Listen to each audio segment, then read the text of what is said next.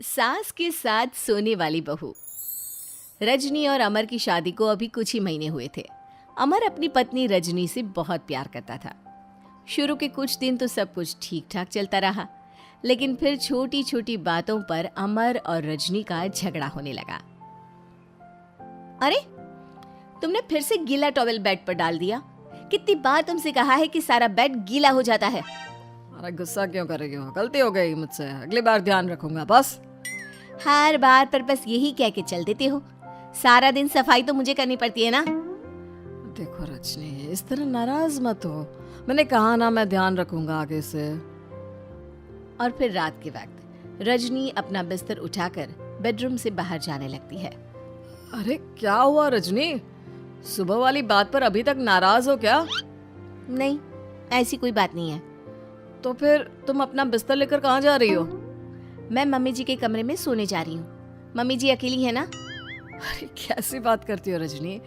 शादी के बाद लड़कियां अपने पति के पास अपने बेडरूम में सोती हैं। सास के पास कौन सोता है? मैंने कहा ना, मेरा मन कर रहा है इसलिए मैं मम्मी जी के पास सोने जा रही हूँ। अरे रजनी, मेरी बात तो सुनो यार। मेरा भी तो मन करता है ना तुमसे प्यार करने का, तुम्हारे साथ रहने का।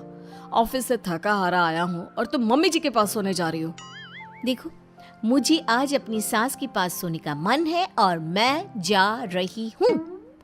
इतना कहकर रजनी अपनी सास के साथ सोने के लिए उनके कमरे में चली जाती है। रजनी बेटा, तुम यहाँ? मम्मी जी, क्या मैं आपके पास सो सकती हूँ? हाँ हाँ बेटा, क्यों नहीं क्यों नहीं, बिल्कुल सो सकती हो। लेकिन सब ठीक तो है ना? अमर के साथ झगड़ा हुआ है क्या? नहीं नहीं मम्मी जी, मैं रोज़ रोज़ इनके साथ उस कमरे में सोकर बोर हो चुकी हूँ। थोड़ा सा चेंज हो जाएगा इसलिए आपके पास सो जाती हूँ। आपको कोई ऐतराज़ हो तो बता दीजिए। अरे नहीं नहीं बेटा, ऐसी कोई बात नहीं, सो जाओ। और फिर अगले दिन। अमर बेटा, तुम्हारा रजनी के साथ कोई झगड़ा हुआ है क्या? नहीं तो मम्मी, ऐसे तो कोई बात नहीं है। क्यों, क्या हुआ? अरे वो कल रात मेरे कमरे में सोने आ गई थी तो मुझे लगा सब ठीक तो है ना बेटा? नहीं मम्मी जी, वो ऐसी बस उसका मन किया होगा। कह रही थी कि मम्मी अकेली है इसलिए आपकी चिंता हो रही थी। पर अगली रात को फिर से रजनी अपना बिस्तर उठाकर सास के कमरे में पहुंच जाती है। रजनी बेटा, आज फिर से मेरे पास सोने आ गई। मम्मी जी, आपको मेरा अपने पास आना अच्छा नहीं लगता? अगर ऐसी बात है तो मैं बाहर ड्राइंग रूम में चली जाती हूँ। अरे नहीं नहीं बेटा, ऐसा कुछ नहीं है। पर अमर अपने कमरे में अकेला होगा ना? अरे तो वो कौन से 6 महीने के छोटे दूध पीते बच्चे हैं, उनको डर थोड़ी ना लगता है। इतने बड़े हो गए हैं, 1-2 दिन अकेले सो लेंगे तो कुछ बिगड़ नहीं जाएगा। और इस तरह फिर तो ये रोज़ की बात हो गई।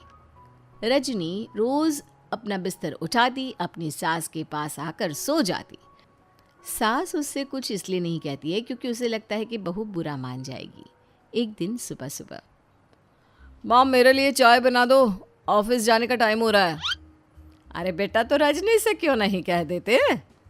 मुझे उससे बात करने का बिल्कुल भी मन नहीं है। अरे आखिर क्या बात है बेटा, तुम इतने उदास क्यों लग रहे हो? देखो ना माँ, आजकल रजनी का बिहेवियर मुझे कुछ समझ में नहीं आ रहा। रोज़ रात को आपके पास आकर सो जाती है। अगर उसे मेरी परवाह नहीं तो मुझे भी कोई फ़र्क नहीं पड़ता। अमर गुस्से में ही घर से ऑफिस चला जाता है। ये देखकर सास बहुत दुखी हो जाती है। और फिर अगले दिन, मम्मी जी, मैं आ गई आपके पास सोने। हाँ बहू, सो जाओ। पर वो क्या है ना, आज मेरा पुरानी फिल्में देखने का बड़ा मन कर रहा था। कोई बात नहीं, सो जाओ, मैं पिक्चर देखती रहूँगी। ठीक है मम्मी जी। रजनी की सास तेज आवाज में अपने कमरे में टीवी चलाकर रखती है। इसकी वजह से रजनी को नींद नहीं आती, लेकिन वो पूरी रात करवट बदल बदल कर सोने की कोशिश करती रहती है। सास को लगता है कि अब रजनी उसके कमरे में सोने नहीं आएगी, लेकिन अगली रात फिर रजनी उसके कमरे में सोने के लिए पहुंच जाती है। मम्मी जी, मैं आ गई। अरे बेटा, मुझे लगा कि कल तुम ठीक से सो नहीं पाई थी। जाओ अपने कमरे में आराम से सो जाओ ना बेटा। अरे नहीं मम्मी जी, कोई प्रॉब्लम नहीं है। इतना कहकर रजनी फिर से अपनी सास के कमरे में सो जाती है।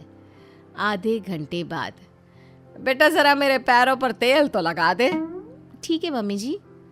रजनी अपनी सास के पैरों पर तेल लगाकर जैसे ही सोने लगती है, आधे घंटे बाद फिर से। बहू, मेरे सर में बहुत दर्द हो रहा है, जरा मेरा सर तो दबा दे। ठीक है मम्मी जी, दबा देती हूँ। बहुत जोर से नींद आ रही है। अपनी सास का सर दबाकर रजनी फिर से सोने की कोशिश करती है, पर आधे घंटे बाद फिर से। अरे बहू, बड़ी जोर से प्यास लगी है बेटा, जरा किचन से पानी तो लेकर आ। अरे मम्मी जी, जैसे ही नींद आने लगती है कुछ मांग लेती है। रजनी चुपचाप जाकर किचन से पानी लेकर आती है। इस तरह रजनी की सास पूरी रात हर आधे आधे घंटे पर उसे किसी न किसी बहाने से जगाती रहती है। रजनी परेशान हो जाती है। सास को लगता है कि इस बार वो उसके कमरे में सोने के लिए बिल्कुल नहीं आएगी, लेकिन अगली रात फिर से रजनी वहाँ पहुँच जाती है।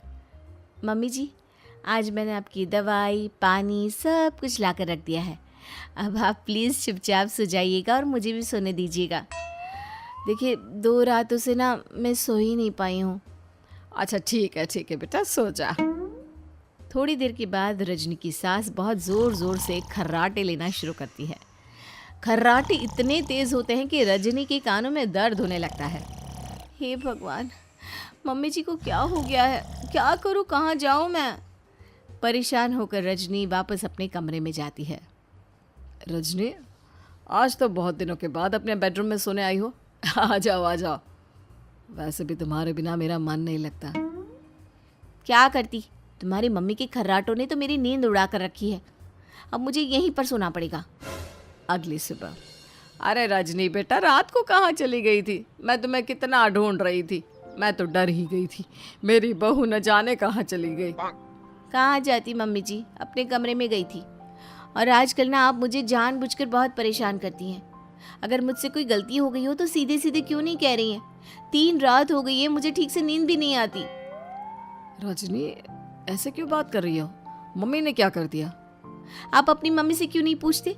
मैं बहू हूँ तो क्या इसका मतलब ये है कि दिन भर काम करो और रात में भी चैन से ना सो? रजनी बेटा, बड़ी नादान हो। इसीलिए तो जानबूझकर मैं ये सब कर रही थी, ताकि तुम अपने पति के पास जाकर अपने बेडरूम में सो जाओ। शादी को सिर्फ 6 महीने हुए हैं और तुमने मेरे कमरे में आकर सोना शुरू कर दिया। यह तुम्हारी शादीशुदा जिंदगी के लिए अच्छी बात थोड़ी ना है बेटा। मम्मी, तो क्या आपने जानबूझकर ये सब किया था रजनी को समझाने के लिए? अरे तो और क्या करती? दुनिया की पहली बहू है ये, जो पति को छोड़कर सास के साथ सोने चली थी। इसीलिए मुझे इसके लिए थोड़ा बुरा बनना पड़ा।